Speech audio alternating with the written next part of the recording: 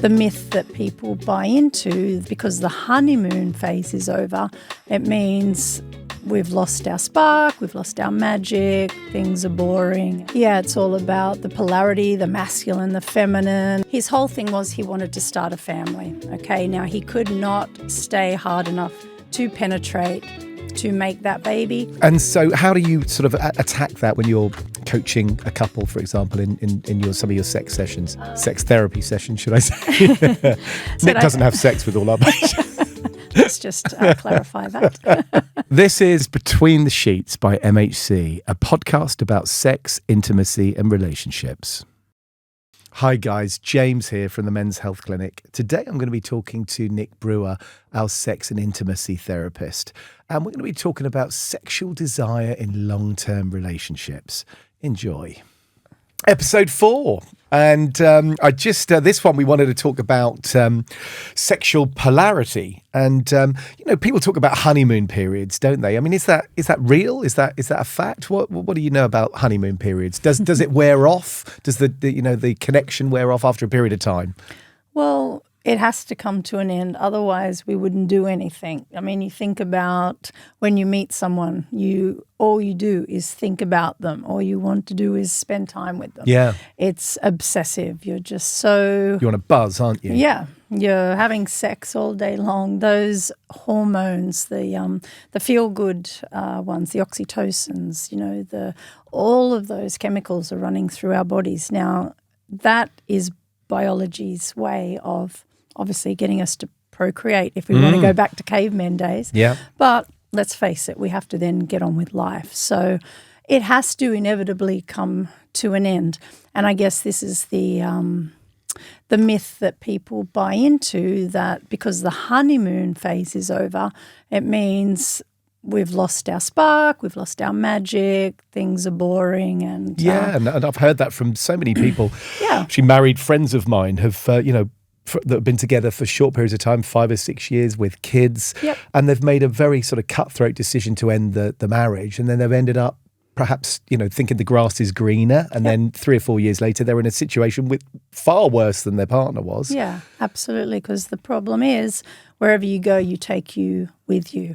And right, I like to say is, if you think something's boring, it's really, it's just you being boring. You bring you to the relationship, and you two get to design your relationship. And if you focus on children and jobs and look, I mean, there is an element of having to get on with the day-to-day things, of course, but anything that you don't put some attention on is going to die, if you don't go to the gym. So how do you prolong it? How do you prolong it? So I guess this is where this topic comes in today, James, about polarity. It's a bit of a buzzword at the moment in, self-development Hearing worlds. it a lot, yeah. Yeah, it's all about the polarity, the masculine, the feminine, and that's what's lacking. You're not in, you just have lost your polarity. But polarity is really just... That's your yin and your yang, is it? Yeah, think of batteries, okay? If you put, they have a plus and a minus charge, you put 2 likes together and you notice they repel, but opposites attract. Now, True. So essentially we're talking about difference here. And couples mistake this when the honeymoon's over, that their difference and their spark and their magic has disappeared. But to be honest, in a long-term relationship, you need a balance of difference and sameness. Okay, now this is why it's so hot in the beginning, because everything's different. True, It's it would be. I don't know what food you like. Every conversation will be different between us. Journey of discovery. Everything from everything we talk about. Which is exciting, isn't it? Exactly. There you go. You just said it. Everything is exciting because you don't know me. The mystery's there. Yeah. Right? So the longer we're together, what's going to happen? You start to predict. Same old, same old. Same old, same old. There she goes again, telling that lame-ass joke. Mm-hmm. It becomes that repetitiveness. Now, if we don't have the awareness around that, we mistake that, or we even grow into complacency, or we mistake it for boredom. Yeah. So, as I said, polarity is a bit of a buzzword that couples who have been together for a long time, they think the sex is the element that's missing. Their magic, their juice, their chemistry has gone. But I will tell you, probably 9 times out of 10, when I start to speak to men or couples, it's not a sex problem that we're dealing with. It is the fact that it's an emotional intimacy problem rather than a physical So intimacy. it's fixable. It's definitely fixable, but it's not sexy. This is the thing. People want to think about, oh, what is the juicy polarity work? Maybe we can go and, open up the relationship and have a threesome. I've seen that go wrong. Absolutely. And why do you think that is, James? Well, I think perhaps if somebody thinks that it's lacking in their relationship, then they look out to external parties, perhaps go to a sex club or something like that. And then I would imagine a massive feeling of jealousy with watching somebody with your loved one with them is just something the man perhaps couldn't even get over if he went down that pathway incorrectly. Exactly. So what I usually tell couples is you need to go away and you're basically working on the wrong construction site. If you don't have the sameness, let's go back to the needing the difference, the excitement and the sameness, that sameness is good communication. It's trust. It's comes great back to communication connection. and trust, yeah. Now, if you don't have that level of all of those things in place and you treat each other like dirt, I speak to you unkindly all day, you criticize me, blah, blah, blah, but then why the hell am I going to want to have sex with you? I mean, I'm just not, am I? True. But that's not a sex problem. That's an emotional intimacy problem. So then we go, oh, well, it must be we're just bored. Let's go to a sex club and bring someone in. Hang on a minute, we can't even talk about our own problems. Now we're bringing a third person in. Dangerous. The whole thing's going to blow up. So, before you work on polarity, it really is fundamental that you get the key sameness things in place, which is the trust, which is what happens in a long-term relationship. The longer you're with someone, you can go deeper, you can trust them, you can open more and talk. That in turn will give you the recipe to then have better sex as well, because you'll be able to talk about fantasies or be in a good place to have a threesome if you want to. Does that make sense? Because it's all above board. Yeah. But so how do you go from no communication to fixing that? That's a step-by-step process, I would think, isn't it? Absolutely. And again, if you've been stuck in that same relationship for 20 years of not communicating, how do you start bridging that gap slowly?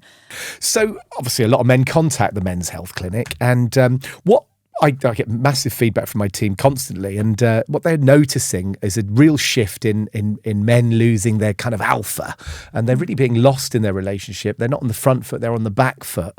What do you know about that? And is there strategies to fix that kind of stuff in a man? Yeah, I'm glad you brought that up, because that is actually a lot of the work I do, because I see this is one of the reasons the men are losing their erections is because are becoming more emasculated. Because going back to the polarity concept, we need differences. Now, women are becoming a lot more masculine, shall we say, and again, I'm all for equal rights, etc., but if we have two masculines, let's just have the example of a woman who is a CEO of a company. Now, she has to put on, shall we say, a masculine image or a masculine mask to go in and run a company.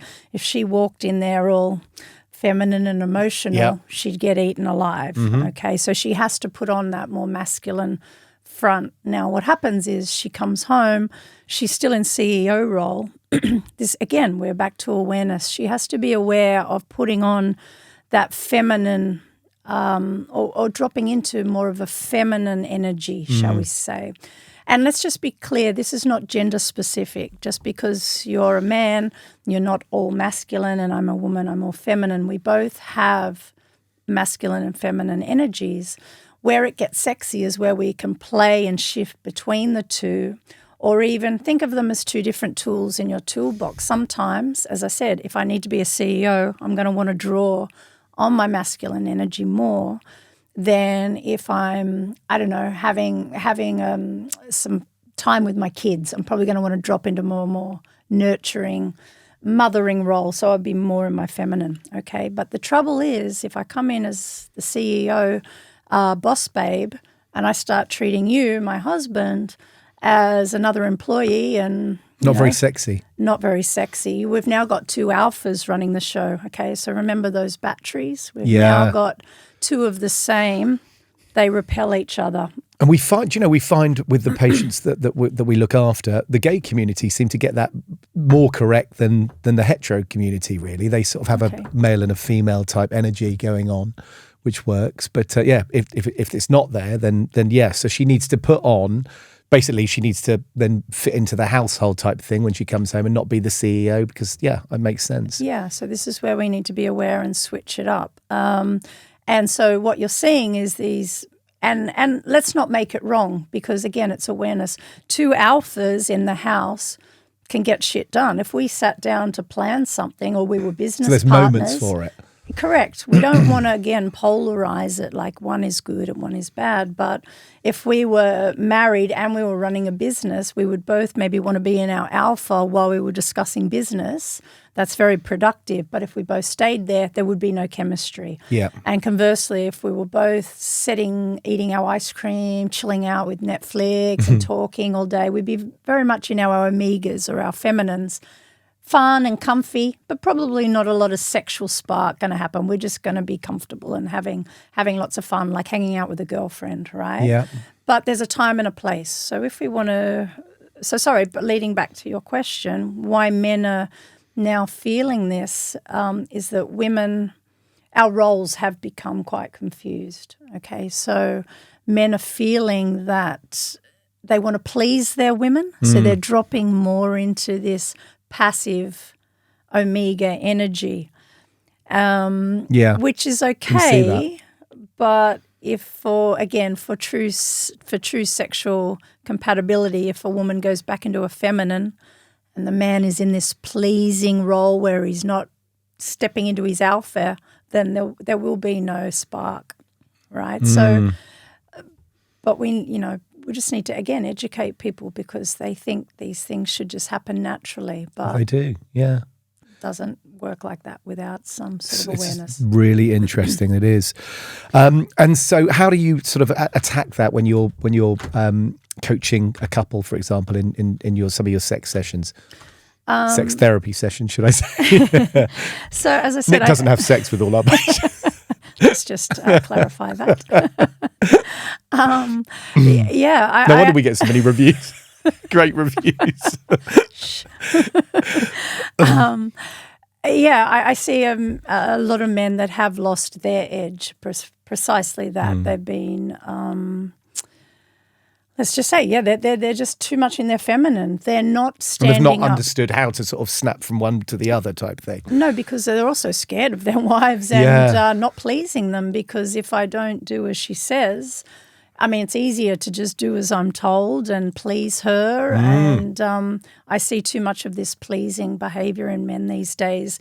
They don't have good role models, certainly not in our media. A lot of them grow up fatherless, so they don't have any idea what true masculinity is. It is about what they see in porn or these action, Hollywood movies. They don't really understand what being a man really is. So they default to this pleasing behavior. Now, women, we want you to make us happy, don't get us wrong, but not at the expense of yourself. So I teach men to set some boundaries. I'm not going to trust you. I'm not going to open to you sexually if I don't think I'm safe with you. If you're not putting your own needs, and I'm not talking selfishly or narcissistic, but if you're not able to look after yourself and, set a boundary, then how do I know you're going to be able to look after me? It's kind of and this is all going on in the subconscious mind, probably. Also, and fear. We don't want to lose our relationship, so we don't want to upset our partners. So we walk on eggshells and we say yes when we mean no, or there's these sorts of things. But just like on the airline, you've got to put your own oxygen mask on first before you can help someone else. And I see men not doing this. They're not showing up.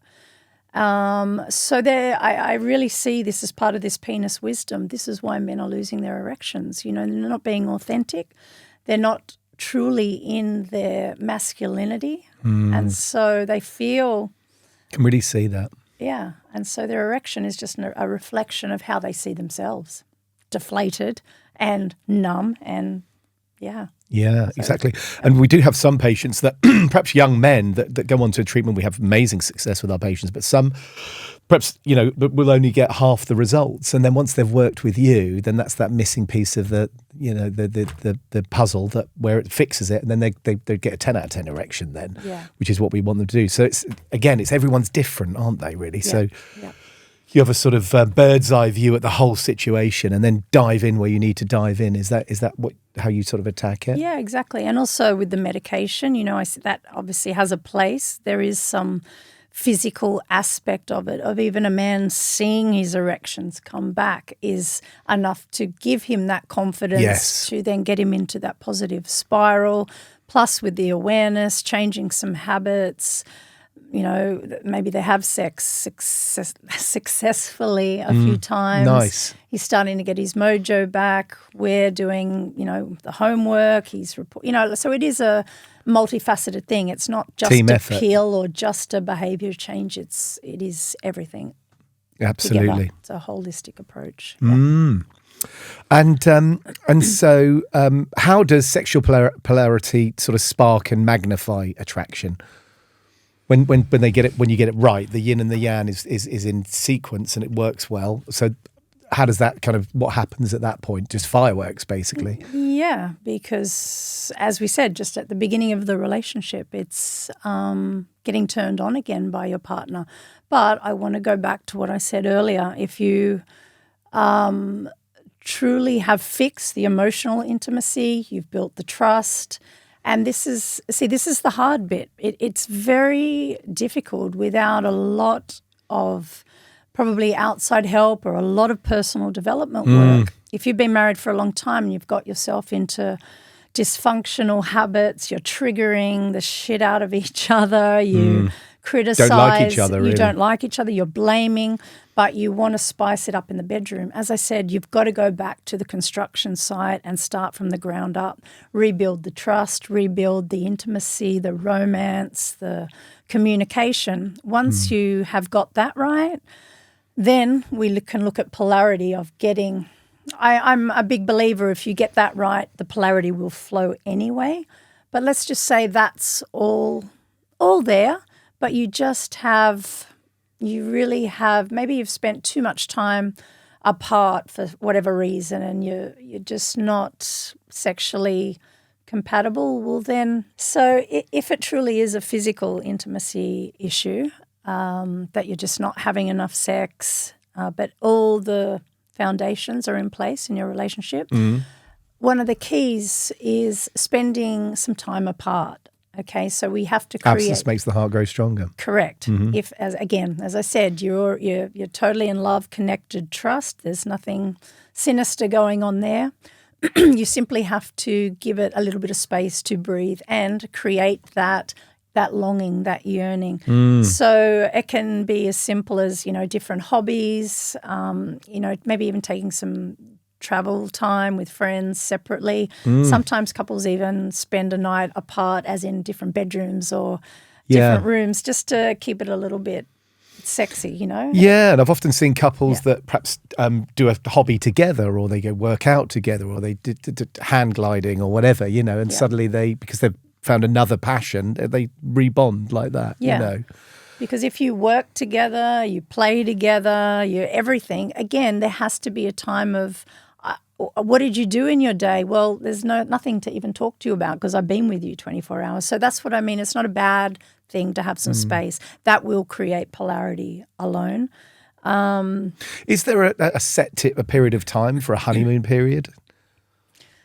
Well, they say I'm not sure who they are, but anywhere between 3 months to 2 years.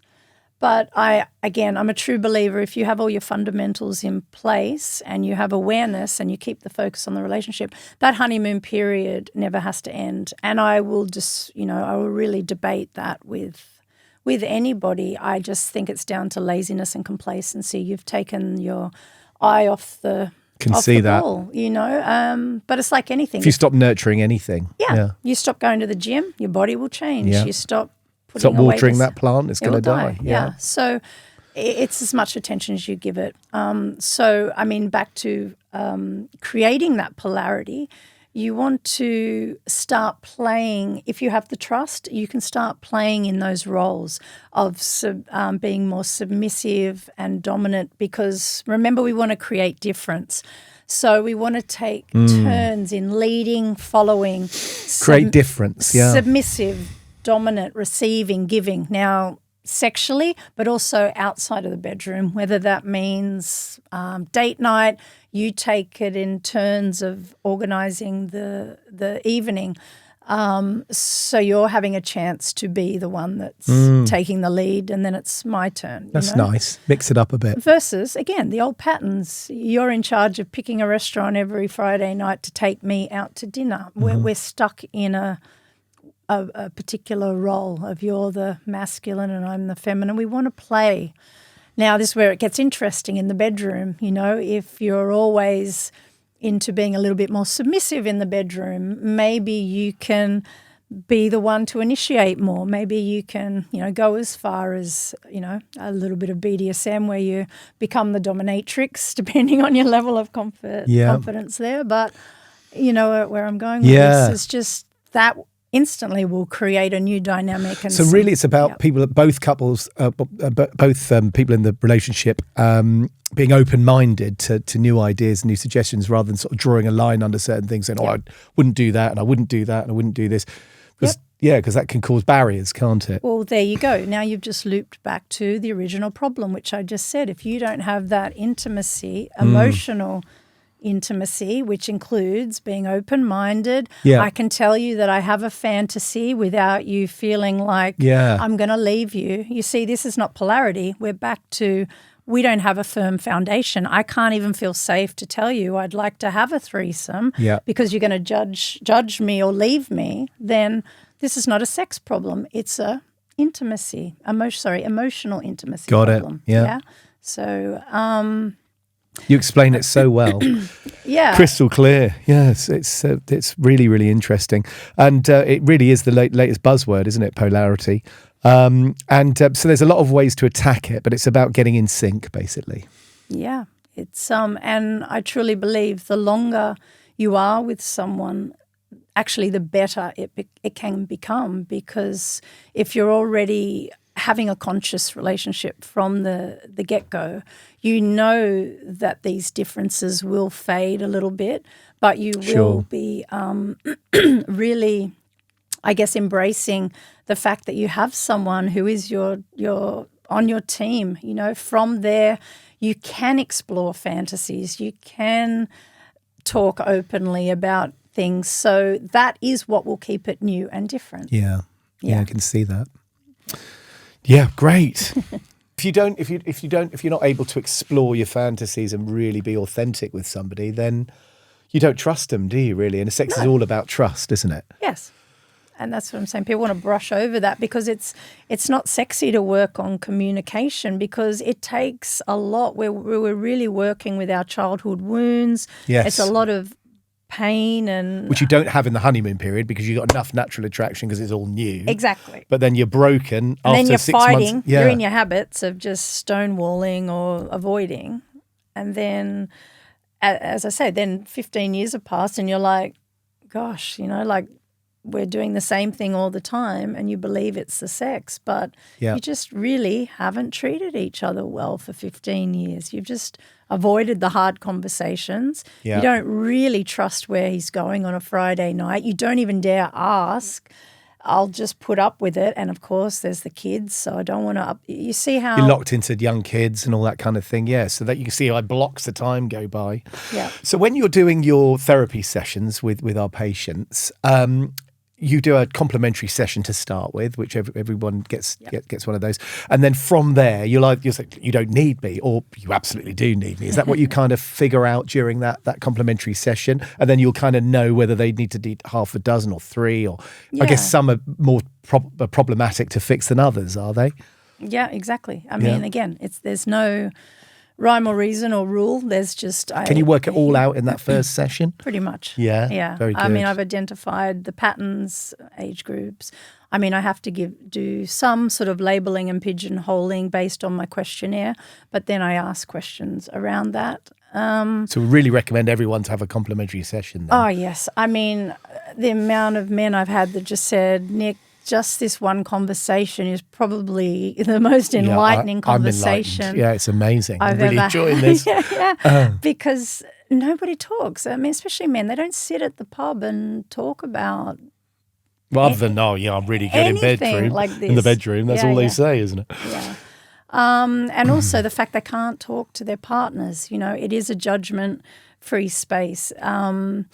To be honest, I'm not sure if a lot of them think that I'm a man because they just hear Nick. They've got an appointment with Nick. So a lot of them are being caught off guard. Now, whether that's been a good thing or a positive or a negative, but maybe they may not have felt comfortable knowing it was a woman. But once they're with me, they've absolutely 100% of the time they say, Nick, you've been really easy to talk to, and so grateful for this conversation. You've really opened my eyes and given me so much to think about. So good. Yeah. And also I offer the woman's perspective, not that I can talk on behalf of their partner because I don't know them at all, but it's nice also to have that woman's perspective and as an understanding because the therapist-client relationship actually is the most important thing that will get the client the results, the quality of our relationship. And amazing. And we get so many fantastic reviews about you.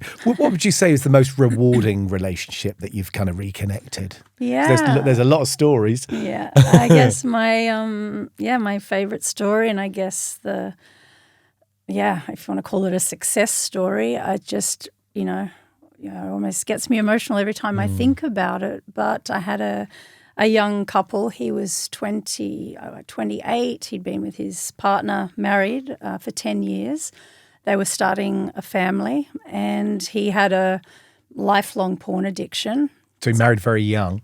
Yes, exactly. They were like school sweethearts. And, he had a pretty severe porn addiction. He was pretty far down the rabbit hole as far as the type of content he was watching. And he cried like the first time that we spoke because he'd never, been able to speak about it to anyone, especially not his partner. And I could see even the relief that he got from that.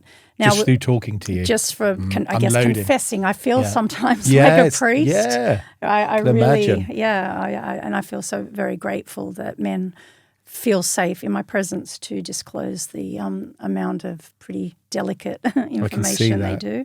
But long story short, we worked together with the porn addiction, got him off the porn. His whole thing was he wanted to start a family, okay? Now, he could not stay hard enough to penetrate, to make that baby.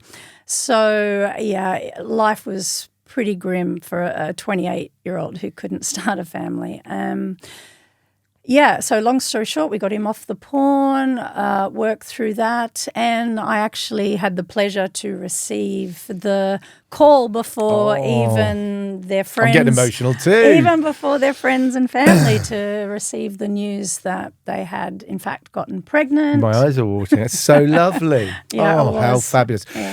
I felt like the grandmother or something. Well done, Nick. It was beautiful. Brilliant. And they have had the baby. The pregnancy was successful. She gave birth to a little girl, and wonderful. MHC baby. I didn't get to see her photo, but I've checked in a few times, and he's loving being a dad and forever grateful. Good. But that's lovely story. I mean, that is, penises deserve to work just for the sake of working, of course. But when you're doing something that's helping create, a difference in someone's life like that, it's pretty rewarding. God, isn't it? Yeah, reconnecting relationships and stopping people separate and, so people building families from that. It's just wonderful, isn't it? Yeah. Well done. Yeah. Absolutely brilliant. I'm very proud of that. Yes. I'm sure you are. Great. Okay. So what are the difference between the masculine and feminine qualities? Talk to me about that. Yeah, good question. So again, we're not talking about gender per se. That's why, again, the terms alpha and omega, a little bit more gender neutral. But I see. Yeah, because we both have masculine and feminine energy within us. But you want to balance them internally, because let's just say I had a very strong feminine energy and my masculine wasn't developed. Instead of working internally and balancing myself, I would be externally focused, looking for a super masculine man to take care of me because my feminine was so overdeveloped, if that makes sense. Yeah. Now, the qualities of femininity are nurturing, receiving, creativity, flow.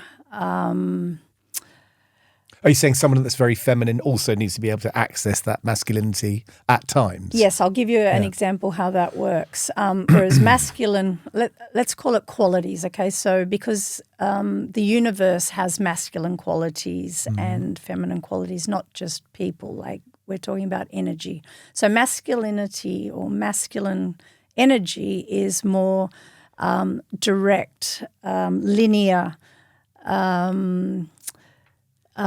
decisive, confidence. And you see that in the world, you say. What is the difference between masculine and feminine energy, would you say? So masculine energy is a lot more directed. It's a lot more focused. It's a lot more performance, goal-orientated. It's logical. Yeah. It's rational. Versus feminine energy is more creative, it's more emotion, it's more nurturing, it's a softer, I guess, as you would imagine, a truly masculine man and a truly feminine woman, okay? But we do embody both of them. Now, a good way of thinking about how do we use our energy, for instance, for me, like when I write a to-do list in the morning, okay, that's a very masculine orientated task, okay? It's a to-do list, getting things organized, done. Organization, correct. But how I approach it is in a feminine way. So I might have 10 things on the list, but a masculine man would be like, or a masculine energy would be like tick, tick, tick, tick, tick. Whereas I'm like, what do I feel like doing now? So even though I have to write emails, go to the gym, hang out the washing, I might not do them in a linear order. I'll feel into, actually, I can't be bothered doing that now. I feel like going for a walk and getting some fresh air. So it's a lot more in flow. Now, the trouble is when we get stuck in one energy, okay, we become very rigid.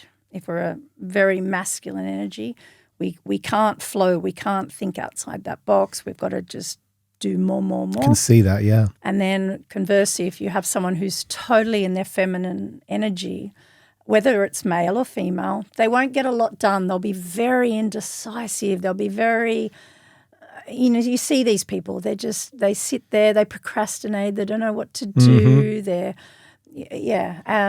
So again, we have to be aware of which energy's driving us, which one we need.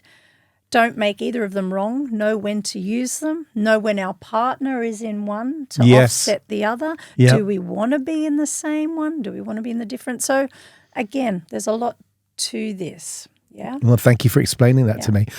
I mean, the words you hear all the time, but to actually break it down like that is really useful, and I'm sure our audience will got a lot of benefits out of that as well. And that's a wrap for today's episode of Between the Sheets. Thanks for joining us. If you're enjoying this podcast, give it a like and subscribe so we can keep creating content you'll love. Check out the description below for links to our Facebook and Instagram pages to get more updates about Men's Health Clinic. And if you're experiencing any bedroom health issues, please feel free to book an appointment with us through the booking links provided. If you have questions or want to start your treatment for sexual dysfunctions, reach out to Men's Health Clinic. We offer free online consultation and provide custom treatments. Take care, everyone, and keep the conversation going between the sheets.